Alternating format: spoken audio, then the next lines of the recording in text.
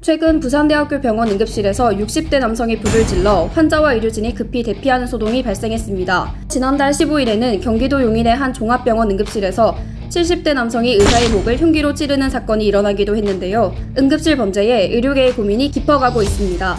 국제신문이 범죄 사각지대에 놓인 응급실 실태를 짚어봤습니다.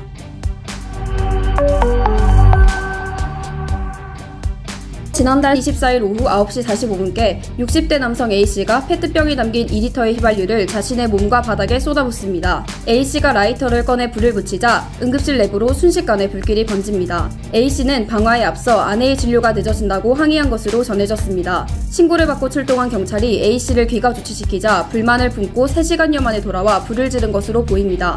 의료진이 5분여 만에 신속하게 불길을 잡지 않았다면 인명피해가 발생할 수도 있는 아찔한 상황이었습니다. 이날 방화로 부산대병원 응급실의 운영은 무려 11시간 동안 마비됐습니다. 앞서 지난달 15일에도 경기도 용인의 한 대형병원 응급실에서 70대 남성 B씨가 심정지 상태로 이송된 아내가 숨진 데 불만을 품고 담당 의사에게 흉기를 휘둘러 상해를 입히는 사건이 발생했습니다.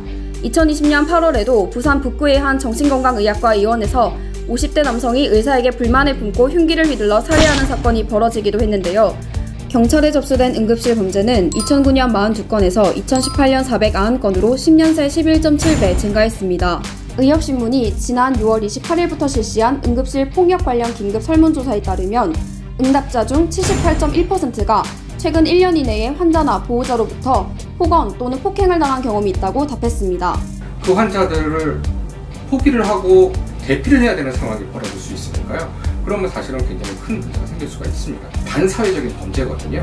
다른 환자들의 생명을 위협할 수 있는 거기 때문에. 그래서 이건 정말 엄격하게 금지를 시키고 법적인 어떤 처벌을 해야 된다고 생각을 합니다.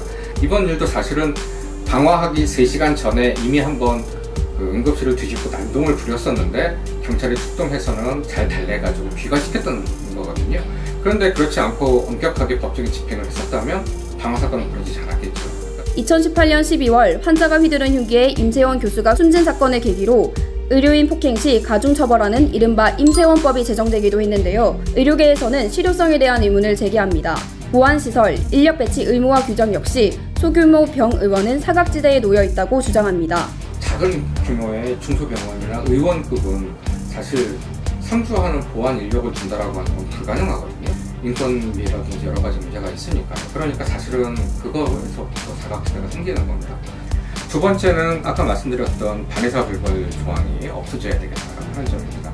병원이라는 공간에 의료진들은 계속 환자를 봐야 되고 그러는데 대부분의 경우는 그냥 반성하고 있다니까 그냥 처벌하지 말아 주십시오 하고 넘어가게 되는, 그렇게 되면 계속 반복된단 말이죠. 그래서 가중처벌법까지 있음에도 불구하고 현재 계속해서 이런 의료인 또는 의료기관에 근무하는 어떤 직원들에 대한 폭행이라든지 이런 여러 가지 행위들은 지금 계속 끊임없이 나오고 있는 게 현실입니다.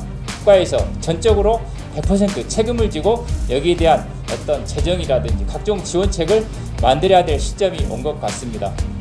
한편 보건복지부는 이용자 중심 의료혁신협의체 제22차 회의에서 최근 발생한 사건들과 관련해 안전한 진료 환경을 조성하는 것은 의료 이용자의 안전 및 건강과 직결되므로 시민사회계와 소통하며 적절한 보완책 마련을 위해 노력할 것이라는 입장을 밝혔습니다. 환자 생명의 최전선인 응급실.